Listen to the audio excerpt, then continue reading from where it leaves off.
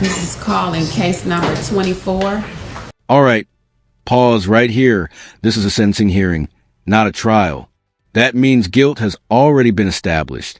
What we're about to hear isn't about if a crime happened, but how severe the punishment should be. And trust me, those numbers you're about to hear, they matter more than you think. -00636301FC. People of the state of Michigan versus Chelsea Renee Dupon. We're here today for sentencing. Appearances, please. Good morning, Your Honor. Erin Wilmeth, P82085, appearing on behalf of the people.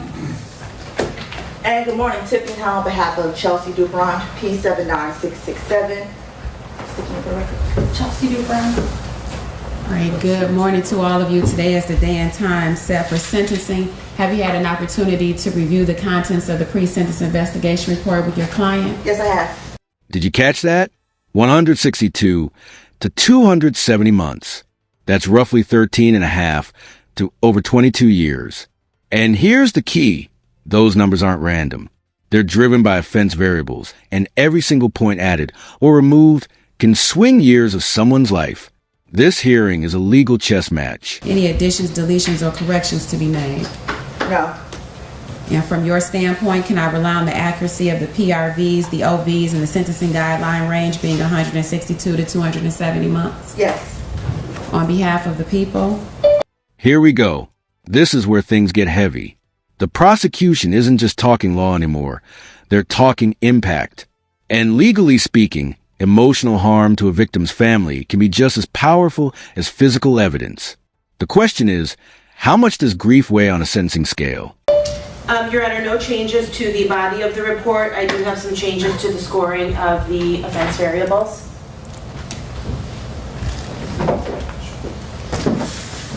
All right, one moment. Phones need to be on silent. I'm sorry, Judge, that was my computer. Oh, okay.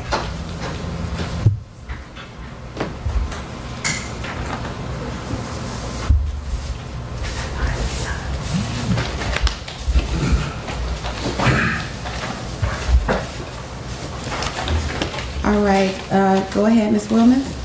Your Honor, the first offense variable. This part is important. Therapy is not required to prove psychological injury under Michigan law. The court can infer trauma based on facts alone. Letters, testimony, circumstances. So let me ask you, should the law need a receipt for pain, or is loss enough?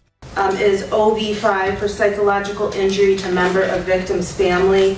That was scored at 0 points. The people believe that should be scored at 15 points.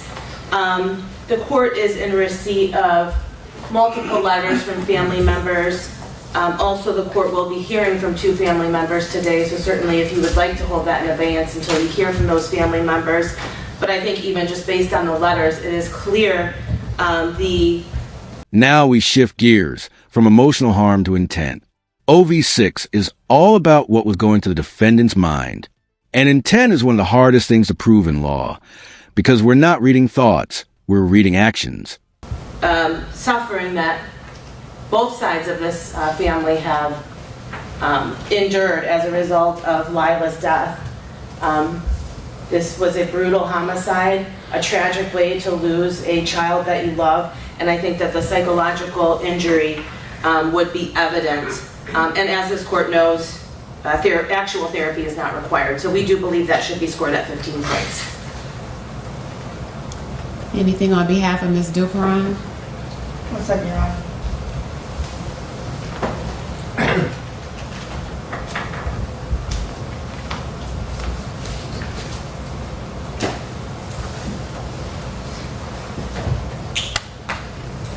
Your Honor, we do ask that you make a decision after you hear the impact statements to determine whether or not there's actually been psychological damage. Psychological injury. Certainly. Next. Thank you, Your Honor. The other OV that we don't believe is properly scored, Tiffany, also OV6. OV6 was scored at 50 points based on the plea to second-degree murder and the intention required for second-degree murder. That should be properly scored at 25 points. Any objection? OV6 moving from 50 to 25. No objection. OV6 will be scored at 25. And then lastly, Your Honor, OV7 for aggravated physical abuse. That was scored at 0 points. The people believe that should be scored at 50 points. The assault on Lila was brutal.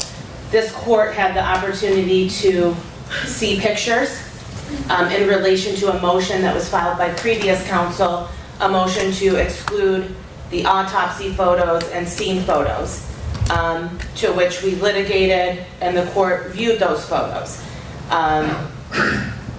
There were well over 200 autopsy photos, and the people had narrowed them down to somewhere in the 60s, not being cumulative, because there was not one spot from head to toe that was not bruised or marked on Lila. And I think the court has seen that evidence and can see the sheer brutality. Not to mention the autopsy report, which was admitted as a plea exhibit, which outlines the severe nature of the injuries that Lila suffered in this case. On top of that, after the assault, the evidence shows that Lila was left in a bed, not taken in for any medical treatment, and even so much so put in diapers because she could not use the bathroom. So Lila suffered, and she was attacked brutally, and I think certainly if any case warrants 50 points on OV7, this case does. Thank you. On behalf of Ms. Dupon, any objection? Yes, Judge. So OV7 does require that the victim was treated with sadism, torture, or excessive brutality. And according to the notes inside for OV7, it says that sadism is conduct that subjects the victim to extreme or prolonged pain or humiliation and is inflicted to produce suffering or for the offender's gratification. There's been no evidence in this record that Ms. Dupon did any of this to prolong Lila's suffering for any type of gratification, that it was done for humiliation, and it was not done in torture either, Judge. I do agree, I do understand the prosecutor's position regarding the bruises and the end result of what happened, Judge. And I know that this court has seen the autopsy photos, but Judge, the autopsy photos come after Lila had already passed, and all of rigor mortis and mortis, all of that stuff sets in, Judge. So I don't think that's an accurate picture of how Lila may have looked after the actual incident occurred. Additionally, I don't believe what happened afterwards was torture or done for the gratification. This was, although Lila was not taken to the hospital. This is the moment everything hinges on. OV7, excessive brutality or torture, is one of the most serious offense variables on the books. The defense is saying this wasn't sadism. The prosecution is saying the suffering speaks for itself. And in just a second, the judge is going to tell us which version the law believes. Ms. Dupon did try to help her and did try to nurse her back to health. So that alone, Judge, goes against her intent to torture or to prolong Lila's suffering. So I don't think 50 points is appropriate here.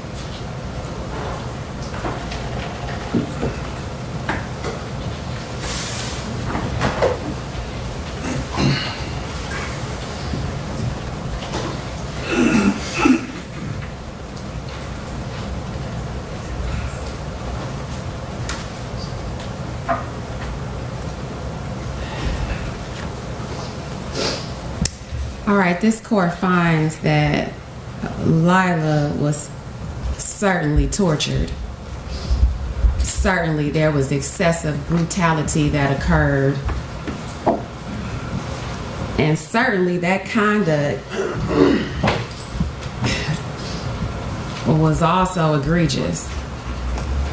And that egregious conduct certainly increased the fear and the anxiety that a 8-year-old would go through when being brutally attacked by her mother.